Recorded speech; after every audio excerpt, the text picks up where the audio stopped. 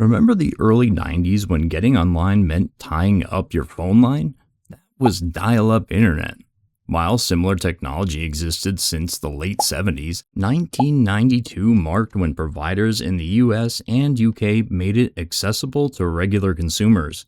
The process was simple. Your computer's modem connected to a phone jack, dialed the provider's number, and both modems exchanged analog tones in a handshake to establish connection settings. The modem converted digital data into analog audio for phone lines while your provider converted it back. The catch? You couldn't make phone calls while online. Speeds were extremely limited. Though theoretically 56 kilobits per second, real speeds usually landed between 40 and 50 kilobits per second, sometimes lower with line noise or distance from the telephone exchange. Latency ranged from 100 to 220 milliseconds, making gaming, streaming, or voice calls nearly impossible. Modern broadband stays below 70 milliseconds. Today, dial-up exists mainly in remote areas where better options aren't available. It works for basic tasks like text, emails, or simple websites. It's cheap and widely available, but extremely slow, blocks phone calls, and suffers from high latency. Digital subscriber line sends digital data over copper telephone lines already in most homes. Unlike dial-up, DSL provides always-on connection and doesn't block your phone line because it uses higher frequencies that voice calls don't touch. First available in the mid-90s, major deployments started around 1998. It became popular in the early 2000s as a major dial-up upgrade. The system uses DSL, modem, and splitter to separate high-frequency data from low-frequency voice. Your modem connects to a DSLAM or DSLAM at the provider's central office, linking you to the internet backbone. Most homes use ADSL, where downloads exceed uploads, while businesses use symmetric DSL for equal speeds. Performance varies by distance from the central office. ADSL delivers 3 to 25 megabits per second downloads, sometimes 50, with uploads between 512 kilobits and 3 megabits per second. VDSL reaches 100 megabits per second over shorter distances. Latency is much better than dial-up at 10 to 60 milliseconds, making streaming, video calls, and gaming possible. DSL works best for small households or areas with phone lines but no cable. It's affordable, widely accessible, and offers consistent speeds because lines aren't shared. However, performance drops with distance, uploads are limited, and speeds lag behind cable and fiber. Satellite internet uses orbiting satellites instead of underground cables. Your dish sends signals up, the satellite relays them to a ground station, and internet comes back the same way. Older systems use large satellites 22,000 miles up. They work, but distance creates lag. Newer systems like Starlink use smaller satellites around 300 miles up, making data travel faster with lower delay. Speeds vary widely. Older setups give 12 to 25 megabits download, while modern low-orbit networks reach 50 to 200 megabits per second with better uploads. The biggest difference is latency. Old systems feel laggy, but new low-orbit ones approach cable or DSL responsiveness. Satellite fits remote places where other options don't exist: farms, small towns, cabins, RVs, even boats. It handles browsing, streaming, and everyday work, especially with newer systems. Trade-offs include weather sensitivity, possible data caps, and higher equipment costs. Fixed wireless internet uses focused radio signals instead of cables. The idea existed for decades but became practical in the late 90s through wireless local loop systems. As technology improved through the mid-2000s, it became faster and more reliable. Providers place equipment on towers fed by fiber connections. At your home, an outdoor antenna needs clear view of that tower. The signal travels through Ethernet cable to your indoor modem or router. Speeds typically range from 25 to 100 megabits per second, with newer setups reaching 300 to 500 megabits per second.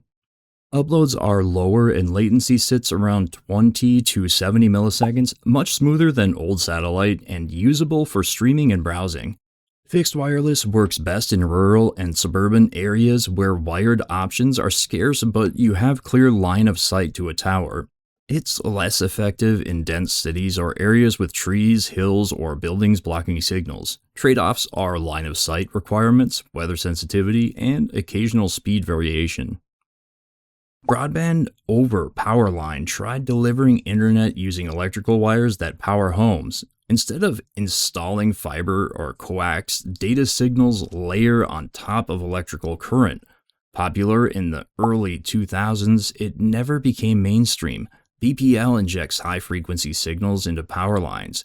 Because signals weaken quickly and can't pass transformers, utilities add repeaters along the line. At home, a BPL modem plugs into an outlet and separates data from power, converting it to Ethernet. Performance ranged from 3 to 45 megabits per second with 20 to 70 milliseconds latency, but both varied due to electrical noise. These limitations made BPL less reliable than cable or fiber and caused radio interference. Today, BPL is used for smart grids and utility monitoring. Inside homes, power line adapters extend existing connections. Mobile internet lets phones and hotspots get online through cell towers instead of cables. It began with slow 2G data in the early 2000s. By the mid-2000s, 3G made browsing practical. Then 4G LTE arrived around 2010 and changed mobile use completely, making HD streaming and heavy apps normal. Today's 5G networks, introduced in 2019, push performance further with faster speeds and lower latency. Your phone uses its SIM and modem to connect to the nearest tower. Data travels as radio signals to that tower connected to the provider's core network through fiber. As you move, your connection transfers between towers. Each generation uses smarter encoding for higher speeds and quicker response. Performance depends on tower distance, congestion, and network quality. 4G LTE typically gives 10 to 50 megabits per second. Modern 5G delivers 50 to 300 megabits per second. Uploads are lower and latency improves each generation, 30 to 60 milliseconds on 4G, 10 to 25 on 5G under good conditions. Mobile internet is all about flexibility. It keeps smartphones online everywhere while commuting or traveling. It can serve as home internet in rural areas through dedicated plans, and many use it as a backup. Main strengths are convenience, no cables, and wide coverage. Modern 5G can rival wired broadband. Trade-offs are variable speeds and costs depending on data plans. Cable internet delivers high-speed access through the same hybrid fiber coaxial cables used for TV. First available in the mid-90s, the first service launched in 1996 in Hartford, Connecticut. Adoption grew rapidly as the DOCSIS standard matured. The system uses unused frequency space on coax TV cables. A cable modem connects to your provider through the line with data traveling to a CMTS at the operator's head end. Because neighbors share the same line segment, speeds may change based on how many people are online. TV and internet use different frequency bands, allowing both on one cable. Speeds vary by plan, congestion, and DOCSIS version. Downloads range from 50 to 500 megabits per second, with high-end plans exceeding 1,000. Uploads are much lower at 5 to 50 megabits per second. Latency runs 10 to 40 milliseconds, making cables suitable for gaming, streaming, and video calls. Main advantages are fast downloads, wide availability, and strong performance. Drawbacks are slower uploads and potential slowdowns during peak hours due to shared bandwidth, plus higher pricing than basic DSL. Fiber optic internet uses thin glass or plastic strands to send data as light pulses. It's the fastest and most reliable home internet today, far outperforming copper systems like DSL and cable. Though the concept existed for decades, true fiber to the home began rolling out in the early 2000s with major deployments around 2004. Fiber carries information using light instead of electricity. In full setups, fiber runs directly from the provider to your home and connects to an optical network terminal that converts light signals to your router. This naturally supports equal download and upload speeds. Fiber is extremely fast and consistent. Entry plans start around 300 to 500 megabits per second. Many offer 1 to 2 gigabits per second, and premium areas reach 5 to 10 gigabits per second.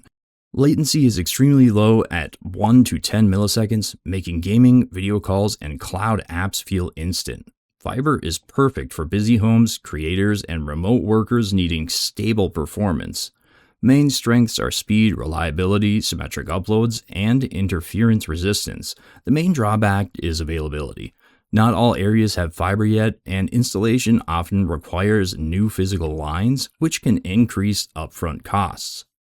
Each of these technologies represents a different solution to connecting us to the digital world, from the nostalgic screech of dial-up to the lightning-fast pulses of fiber optic light.